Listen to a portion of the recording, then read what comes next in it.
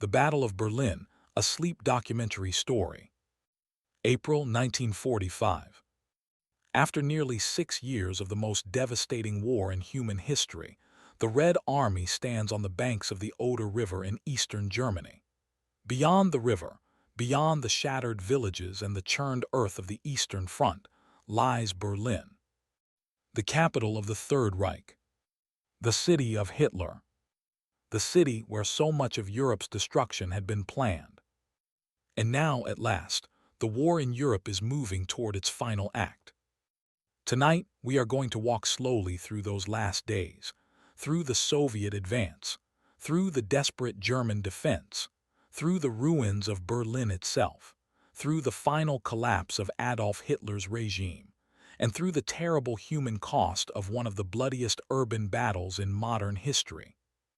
This is not only the story of military maps and commanders.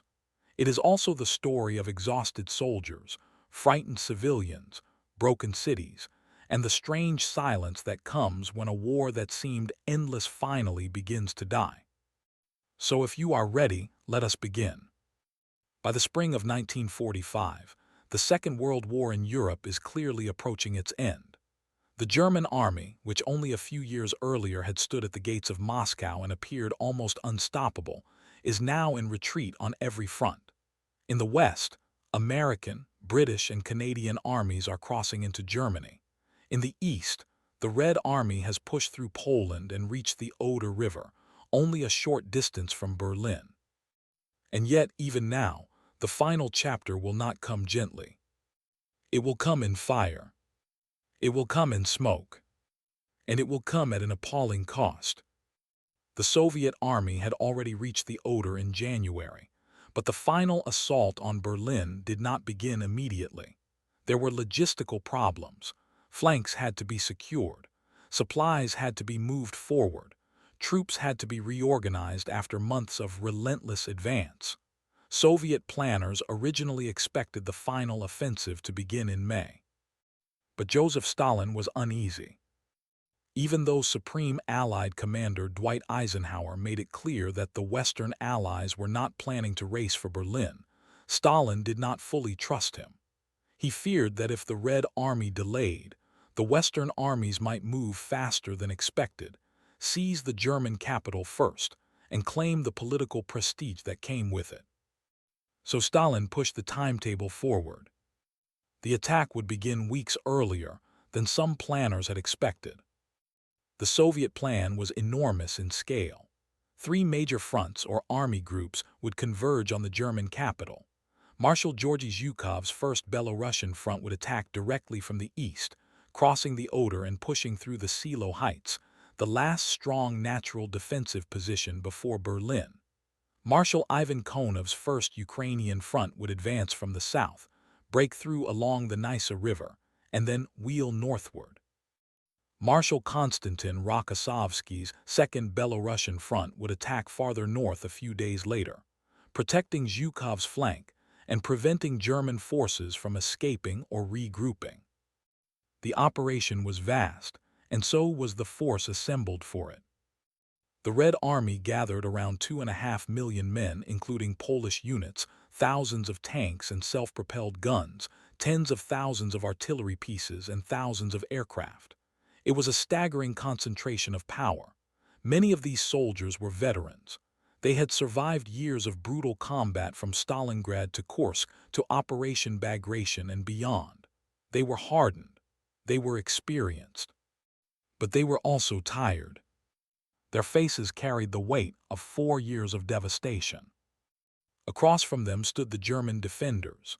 Army Group Vistula under General Gotthard Heinrichsey, along with elements of Army Group Center under Ferdinand Schörner, faced the nearly impossible task of stopping the Soviet advance. On paper, the Germans still had around 1 million men, supported by tanks, artillery, and aircraft, but the reality was far less reassuring. Some units remained dangerous. Certain SS formations and panzer units still possessed skill, discipline, and fighting spirit, but many other units were badly depleted, poorly trained, poorly equipped, or improvised from militia forces. The Volkssturm included old men and boys. Some had almost no meaningful training at all. Germany's defensive plans were also incomplete and confused. There were defensive belts around Seelow, but there was little hope that they would hold forever. The Germans did not really have the strength to stop a major Soviet breakthrough once it came. At best, they could delay. And everyone understood this, even if many would not say it aloud. On the eve of battle, the motives for fighting were very different on each side. Many German soldiers feared what would happen if the Soviets reached Berlin. They knew what Germany had done in the Soviet Union. They knew of burned villages, massacres, starvation, and the treatment of civilians. Some feared retaliation. Others fought from loyalty to their comrades. Some still believed in miracle weapons or in fantasies that Germany might somehow split the Western Allies from the Soviets and survive. The Soviet soldiers carried their own burden. Many had seen their homes destroyed. Many had lost family members. They had marched through a ruined homeland. They had seen camps, mass graves, and landscapes of devastation left by the German invasion. For many of them, the road to Berlin was not just strategic. It was personal. Then, in the early hours of April 16, 1945, the final assault began.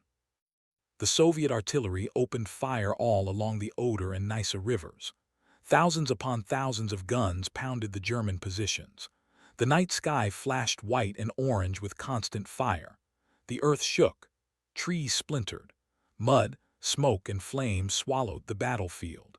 It was one of those moments in history where technology and human suffering seemed to merge into one overwhelming mechanical storm. For the men beneath it, the bombardment must have felt almost apocalyptic. But the Germans at Seelow had prepared cleverly. In some places they had withdrawn slightly from the forward edge, taking shelter beyond the heaviest zone of bombardment. Then, once the artillery lifted, they moved back into position. So when Soviet infantry and armor began to advance, they did not find shattered emptiness. They found defenders ready to fire. At Seelow, Zhukov also made a decision that has remained controversial ever since. The Soviets used powerful searchlights, hopping to blind the defenders and illuminate the battlefield for the attackers. But instead, the beams often silhouetted Soviet troops and vehicles, making them easier targets for German guns. The ground did not help. The terrain around Seelow was soft, broken, and difficult. Vehicles were forced onto narrow roads. Infantry struggled uphill. The Germans held the heights, and their anti-tank weapons and artillery took a heavy toll. Soviet attacks slowed.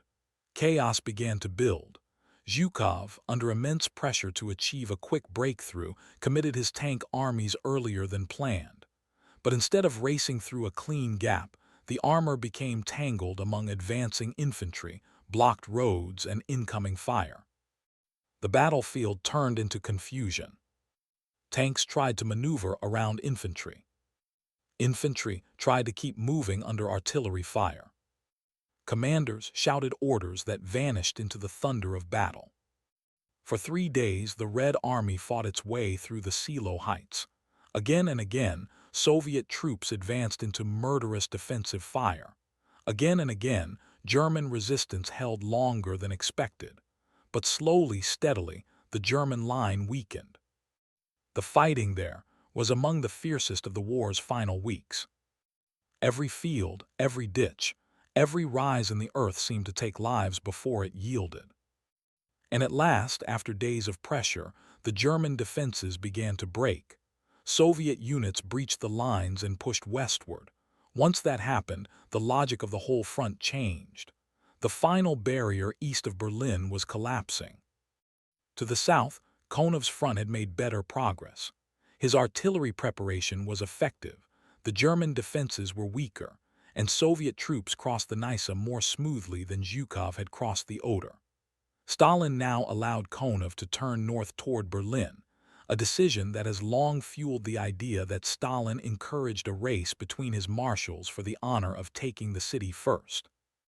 Whether that was his intention or not, The pressure was real.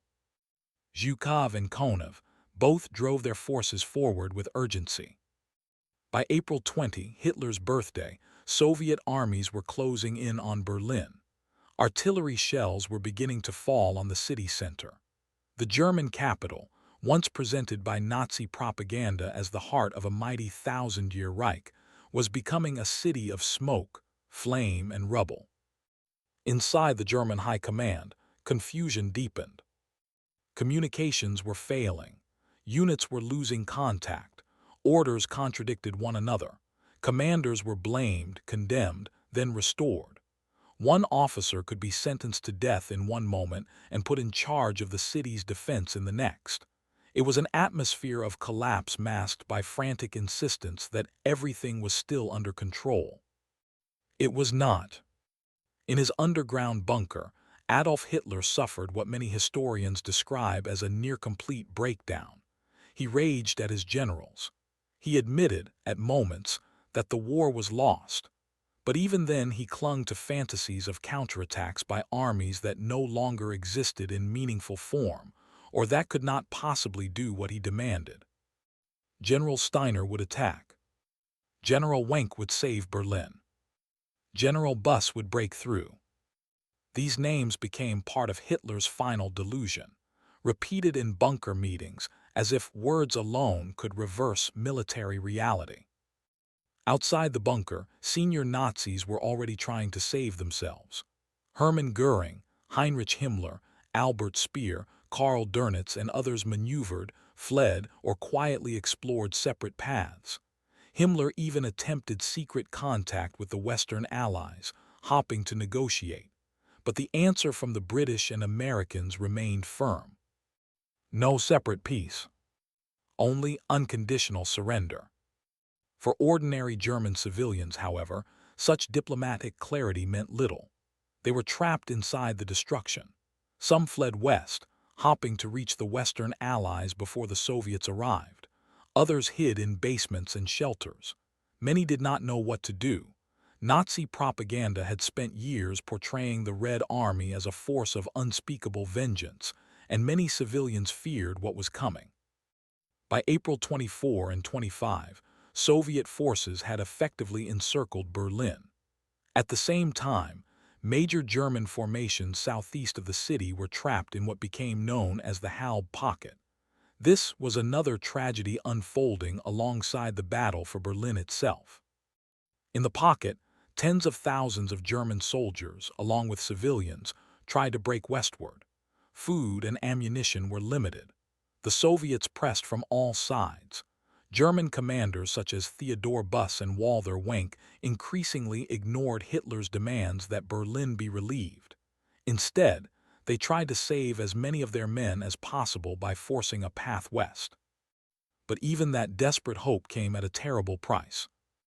Columns of soldiers, wagons, wounded men, and civilians crowded forest roads under bombardment and air attack.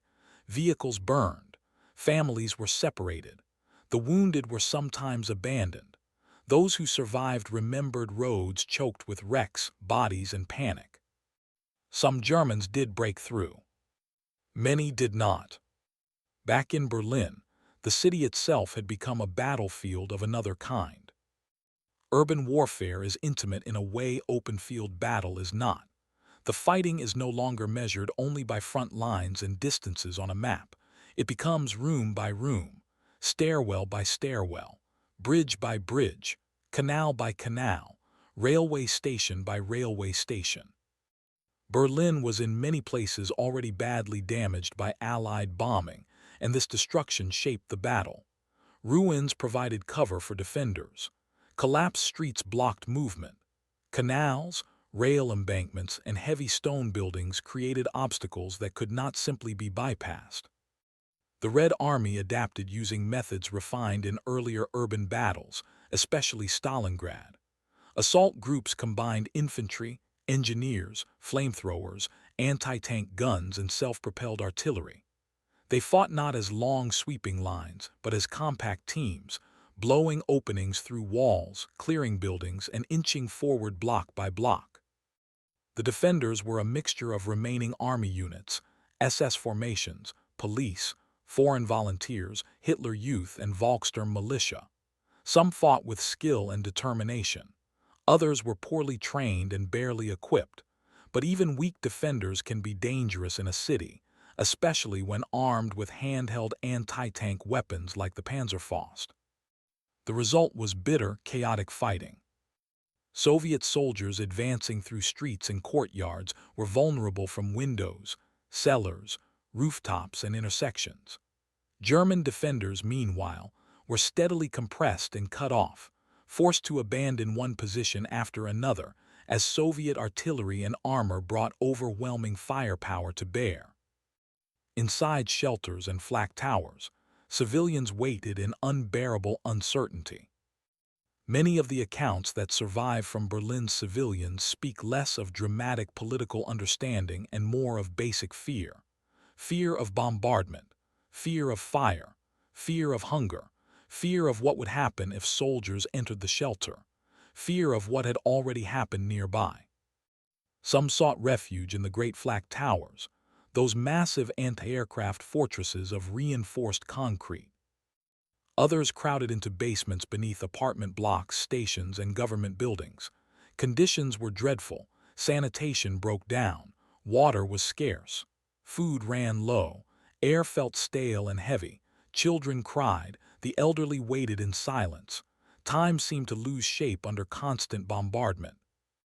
And in these same final weeks, the moral collapse of the war continued in terrible ways. German units, including elements of the SS, army, and military police, executed their own soldiers for alleged cowardice or desertion. Political prisoners were murdered. Forced laborers and prisoners of war were killed. Death marches from concentration camps continued, even as the Reich itself disintegrated. Prisoners were driven through the collapsing landscape by guards who still obeyed orders rooted in ideology, cruelty, or fear. Soviet side also committed serious crimes during the advance into Germany and Berlin. Looting was widespread. Freed Soviet prisoners were sometimes pushed quickly back into combat with little preparation. And most tragically, sexual violence occurred on a massive scale. Historians continue to debate precise numbers, but the scale was enormous and the suffering was real. Many women in Berlin and elsewhere in Eastern Germany endured assault, trauma, and lasting psychological devastation. Some took their own lives. This is one of the darkest and most difficult parts of the story, and it cannot be ignored. Victory over Nazi Germany was real. The Soviet sacrifice was immense. But those truths do not erase the crimes committed during the final advance. History is often like that. Not clean, not comforting, and never as simple as propaganda wants it to be. Even amid all this darkness, moments of humanity still existed. Survivors of camps sometimes described Soviet officers arriving with tears in their eyes, promising medical care, food, and freedom. Some civilians were given bread and water by soldiers who had themselves seen too much suffering. Such moments did not erase the violence around them, but they remind us that even in the collapse of civilizations, individual human beings still make choices. As Zhukov's armies moved deeper into Berlin, Soviet forces converged on the central district. Their symbolic objective was the Reichstag. Militarily, the ruined parliament building was not as important as some other positions, but symbolically it had become everything. In Soviet propaganda, planting the red flag over the Reichstag would mean more than taking a building. It would mean the visible defeat of the Nazi state. The battle for the Reichstag was therefore savage and highly symbolic. Soviet soldiers fought through streets, shell craters, and government ruins to reach it.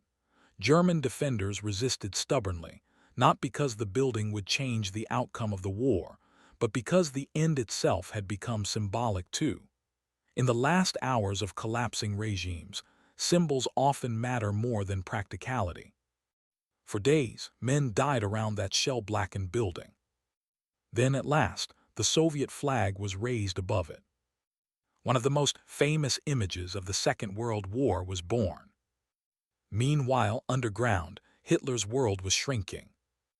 By the end of April, the bunker had become a place of stale air, impossible orders, maps that no longer mattered, and people waiting for inevitability to arrive.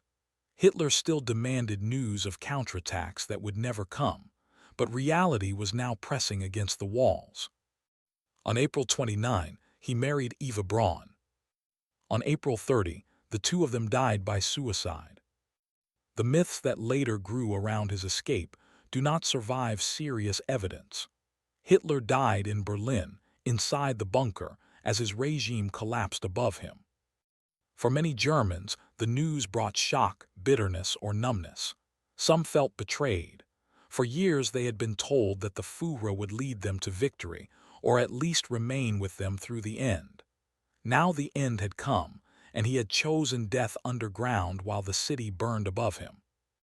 Joseph Goebbels briefly succeeded Hitler in the bunker's collapsing hierarchy, but only for a moment. He and his wife soon killed their children and then themselves.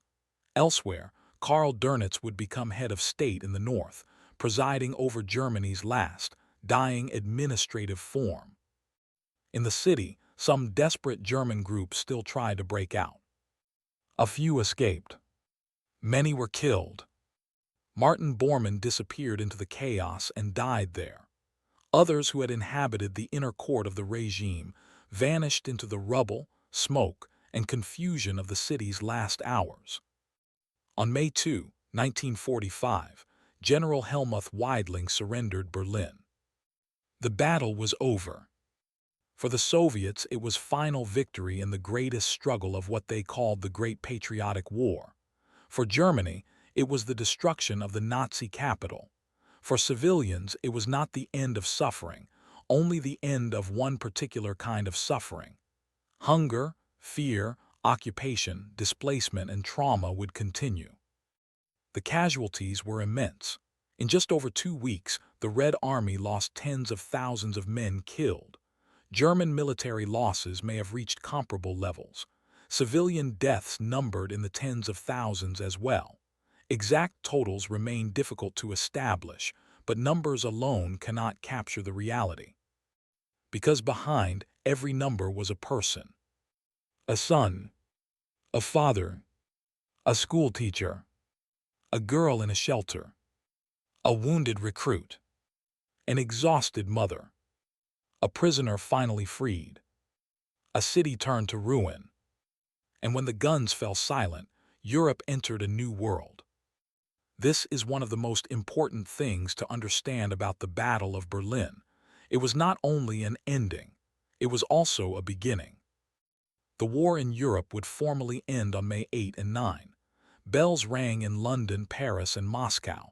Crowds gathered, flags waved. There was relief, joy, exhaustion, disbelief. But in Berlin, the silence after the battle was of another kind. Not festive, not triumphant, just stunned. The city that had once hosted the 1936 Olympics, where Nazi Germany had tried to impress the world with power and spectacle, now lay in ruins beneath open skies. The Reich that was supposed to last 1,000 years had collapsed after 12, leaving much of Europe burned and tens of millions dead. And yet the future that emerged from Berlin's fall was not a simple peace. Germany would be divided. Berlin would be divided. And on the ruins of the Third Reich, the Cold War would begin. Soviet memorials rose in the city, honoring the dead and marking victory, but they also signaled the new political reality. The Western Allies would occupy their sectors. The Soviets would occupy theirs. Tension would harden into structure. Structure would harden into confrontation. Eventually, a wall of concrete, wire, and ideology would cut the city in two. All of that, in some sense, began here, among the ruins of April and May, 1945. If we step back from the individual drama, the military logic of Berlin's fall becomes clear. Soviet victory was not just likely. By April 1945, it was almost inevitable. The Red Army had overwhelming numerical superiority in men, tanks, artillery, and aircraft. It had experience gained through years of brutal fighting. Its commanders, whatever their flaws, knew how to conduct large operations. Soviet logistics, though strained, still functioned. German logistics were collapsing. German morale, outside the most fanatic formations, was broken by exhaustion and hopelessness. Hitler's leadership had descended into fantasy. The Luftwaffe could no longer dominate the sky. Germany was fighting on two fronts and had no meaningful strategic reserve left. Even the famous strengths of German armor and tactical skill could not compensate for the larger truth. The Reich was finished. The only remaining questions were when Berlin would fall, how violently it would fall, and who would take it first. That does not mean the battle was effortless or simple. Far from it. Soviet mistakes at places like the Seelow Heights cost lives.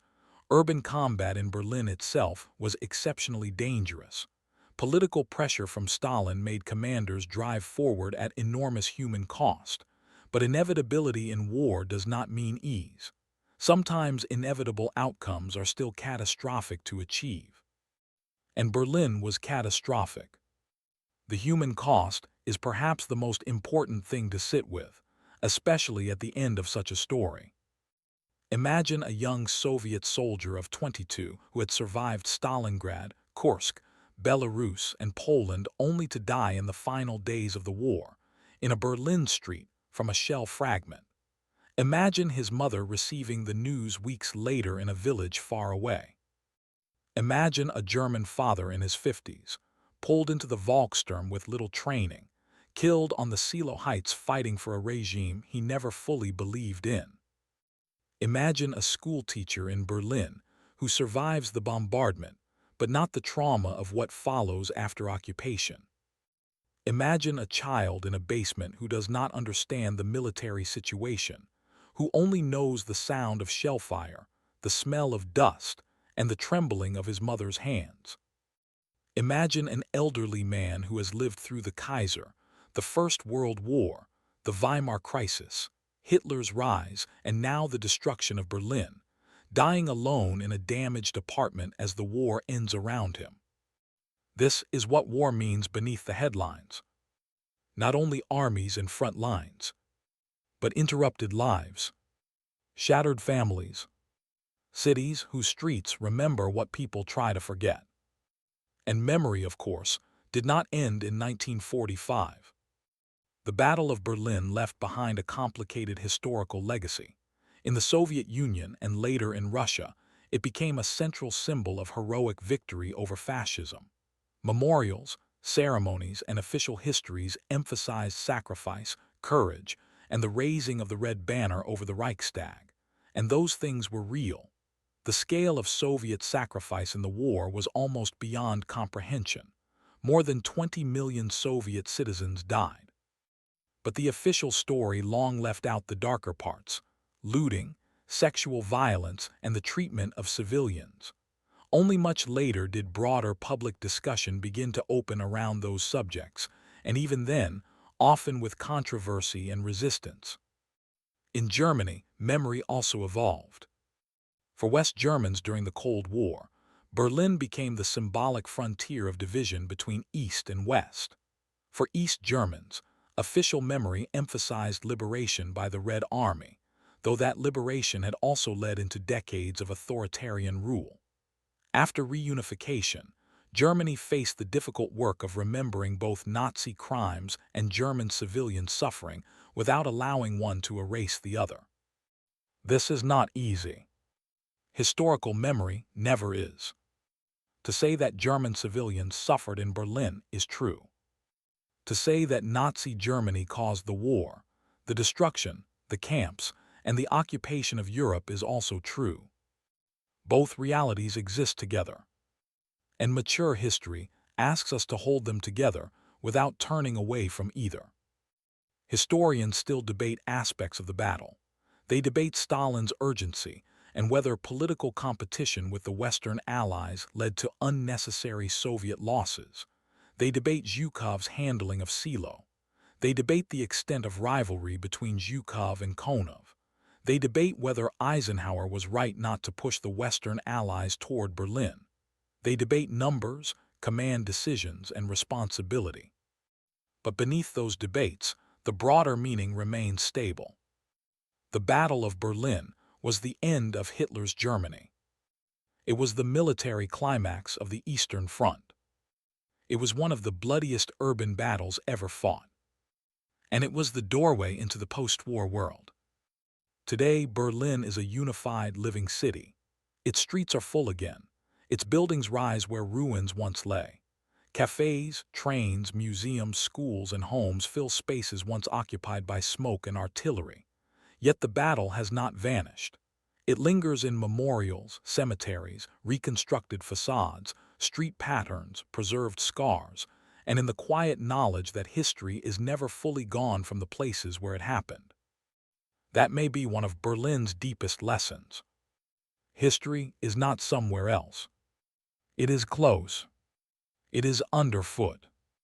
It is written into the stones of cities and the silences of families.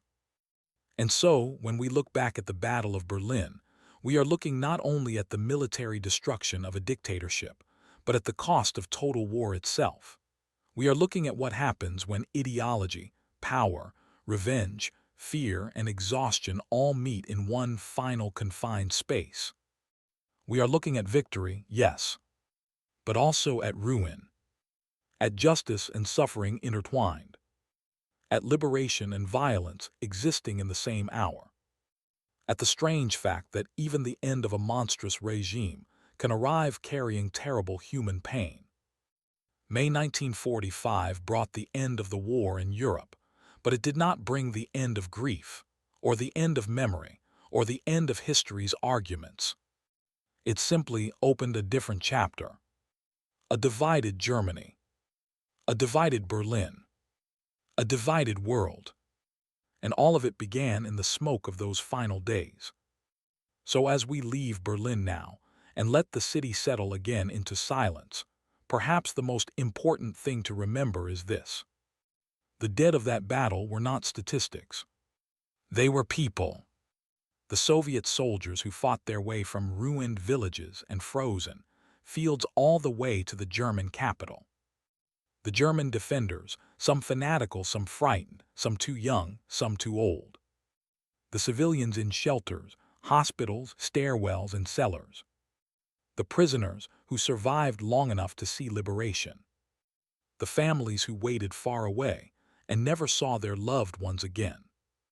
They were all part of the battle, and they are all part of its meaning. The Battle of Berlin is remembered because it ended a regime.